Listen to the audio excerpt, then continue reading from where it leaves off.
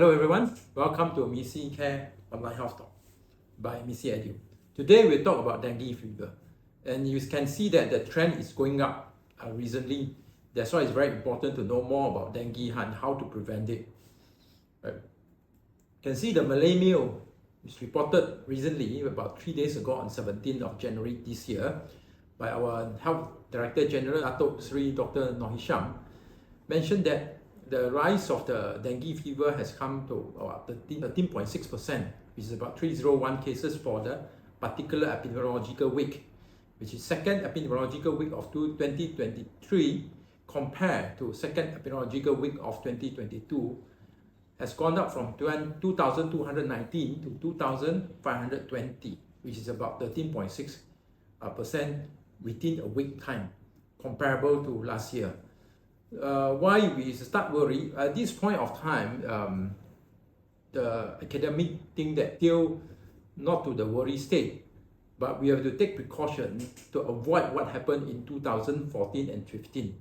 If you can remember, we declared epidemic in 2014 and 15 when the rise of the incidence of the cases of dengue fever spiked tremendously in 2014. As you can see from here, we are hitting about 43,000 cases in 2013.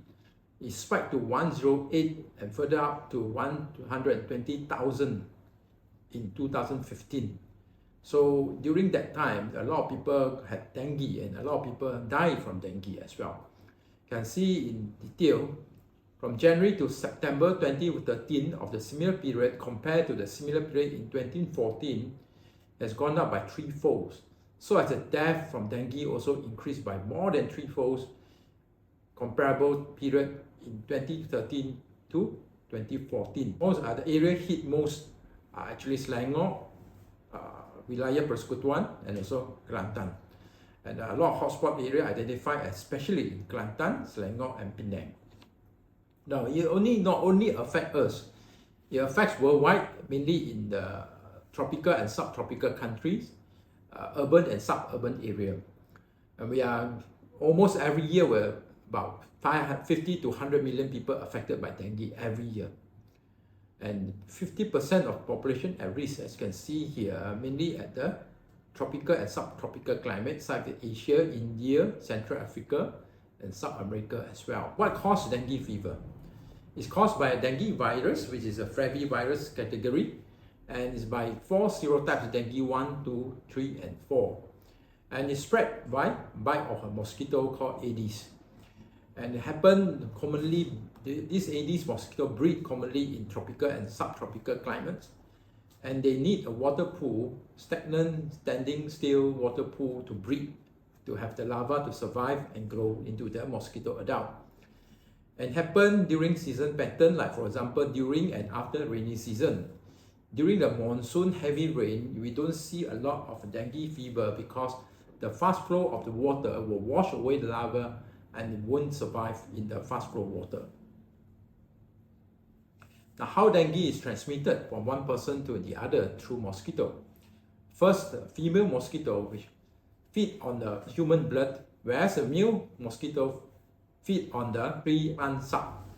So the female mosquito, when they bite on the infected human adult, the virus enter the body of the mosquito. We call it extrinsic life cycle. So how dengue transmitted from one person to the other person through mosquito?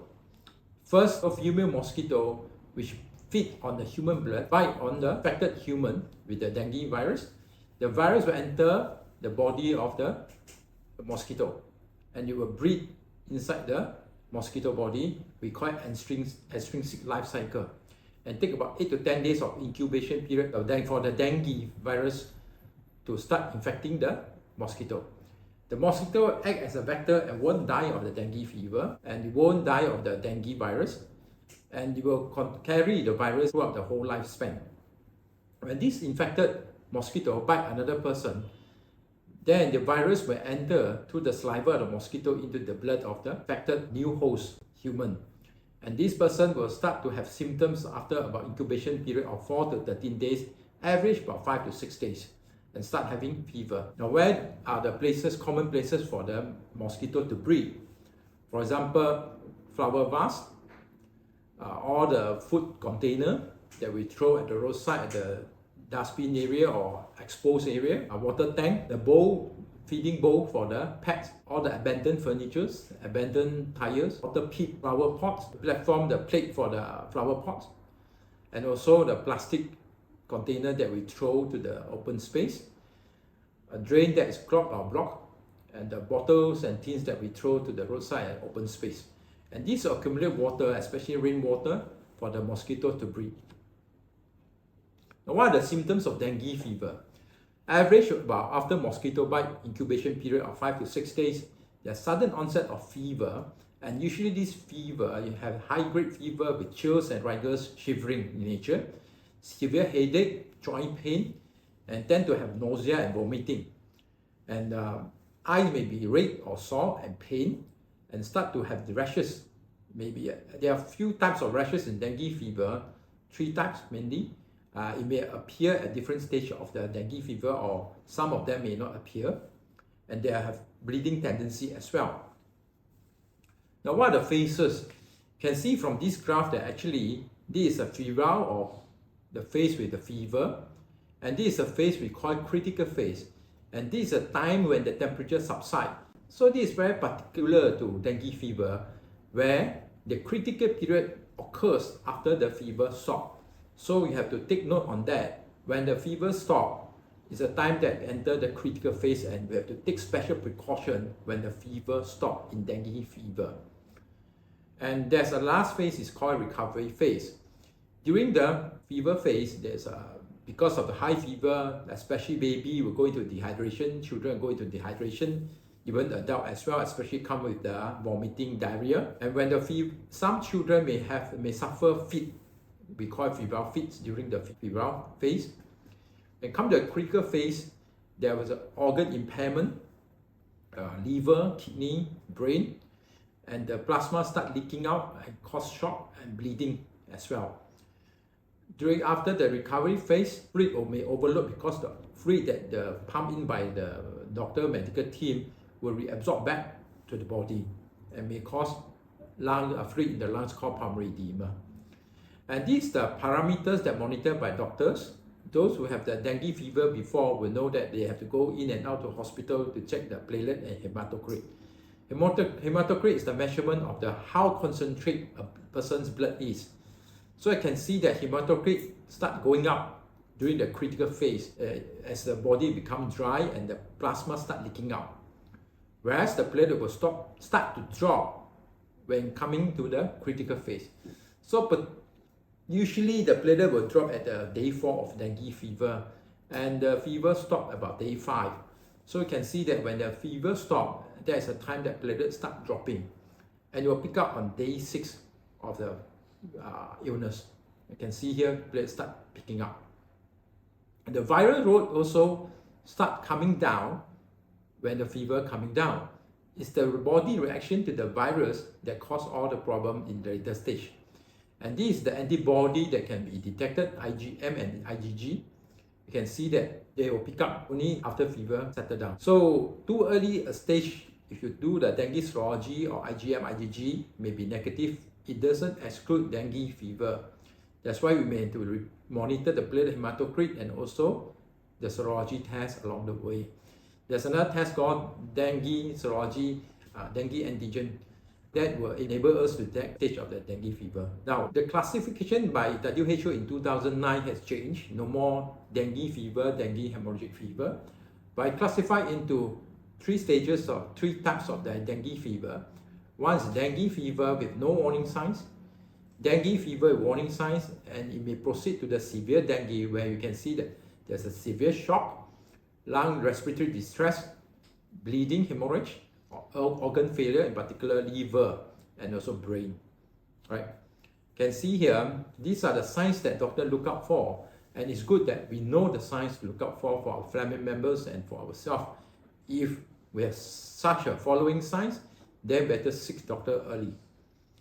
Now, warning signs that mean that which indicate the person may go into the severe dengue, we have to look out for is abdominal pain, persistent vomiting, and you can see that fluid retention, they start to have panting, face puffy, ankle swollen, mucosa bleed from the gum, from the nose, getting more and more lethargic and restless.